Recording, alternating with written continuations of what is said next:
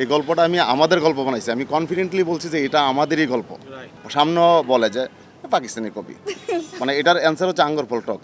নিশ্চয়ই এটা something special. না, পাকিস্তানের কপি হিসেবে বলে যে আমি অনেকেই জানে না, সবাই যে কোনো একটা পোস্টে সুন্দর করে লেখে এটা কপি। এটা আমি লিখে দিছি, এটা ইন্সপায়ার্ড আমি ওইখান থেকে 4টা লাইন নিয়ে আমি গল্প বানাইছি, পরে আমার গল্প বানাইছি। এই নাটকটার নাম এটা আমাদেরই গল্প হওয়ার একটা বেসিক কারণ হচ্ছে এটা পাকিস্তানি স্টোরি থেকে আমি ইন্সপায়ার্ড হয়েছি। এই গল্পটা আমি আমাদের গল্প বানাইছি, আমি কনফিডেন্টলি বলছি যে এটা আমাদেরই গল্প। মানে এটা আমাদের গল্প বানানোর জন্যই নামটা দেওয়া, নাইলে কিন্তু এই নাম দিতাম না।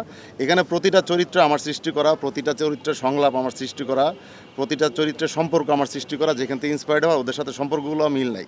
যারা ওইটা দেখছেন তারা মিলাইতে পারবেন। হ্যাঁ, ওইখান থেকে আমার কনসেপ্ট নয়, এটা অস্বীকার করার কিছু না, আমি নিজে লিখে দিছি। যেখানে আমি নিজে লিখে দিছি সেটা নিয়ে যারা সমালোচনা করে তাদের জন্য ধন্যবাদ ছাড়া আর কিছু বলার কিছু নাই। আর আমাদের ইন্ডাস্ট্রির অনেক নির্মাতা অনেক কিছুই বলে যে 40 মিনিটে হচ্ছে, মিলিয়ন হচ্ছে, বা এটা হচ্ছে, প্রশংসা করলে হঠাৎ করে বলে আমার কানে আসে এবং আমার সামনেও বলে যে পাকিস্তানি কপি, মানে এটার অ্যান্সার হচ্ছে আঙ্গর ফল টক।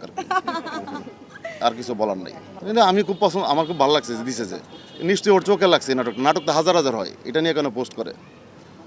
হাজার হাজার নাটক হয় না টেলিভিশনে প্রতিদিন, বা ইউটিউব চ্যানেলে প্রতিদিন নাটক রিলিজ হয়, সো এটা নিয়ে কেন পোস্ট করতে হবে? নিশ্চয়ই এটা সামথিং স্পেশাল।